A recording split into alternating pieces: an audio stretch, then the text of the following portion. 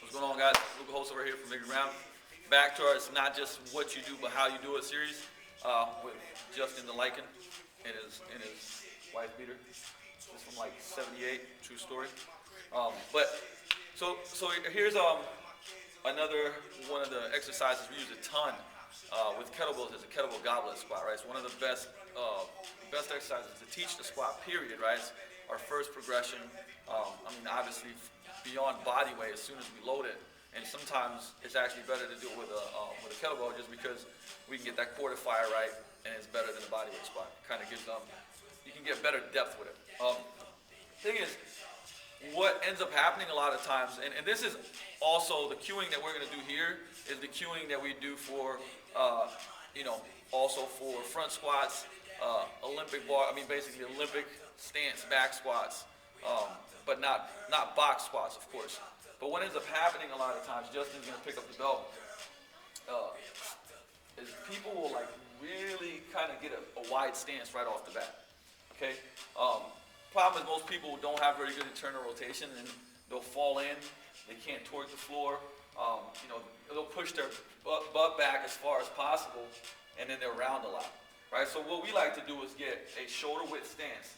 So coming back up, shoulder width stance. Get the toes out a little bit, about 5 to 12 degrees, so he can grab that floor with his feet and torque it, right? So we're always going to talk about that. You're going to develop a little higher, tuck, squeeze it, right? You can squeeze it together. Now, the other thing is too, right? Just like we talked about on the row series, the push-up series, not having that rib cage flare and leaning back, but compressing that spine. There you go. So now he's nice and tall. Now, one of the things is, as he's going down, the cue is going to be, if I was pushing his knees in, he's going to rip them out even more. Push out. Right? So at the bottom, stand there for a second. If I'm looking at him from the back, I should be able to see his knees on the outside of his body. So he should actually like torque even more than that. There you go. Right? Good. And pop it back up. Now, here's the thing. I actually don't want him to keep pushing back consistently like this, because he's going to start tucking under. Right, so he's going to go back a little bit, hips back a little bit. Now he's going to start sitting down. So now when I look at his back, if you looked at it from the back, actually, if you go to the sides, you'll see he's going to start pushing this in the back, and then he's going to start sitting down.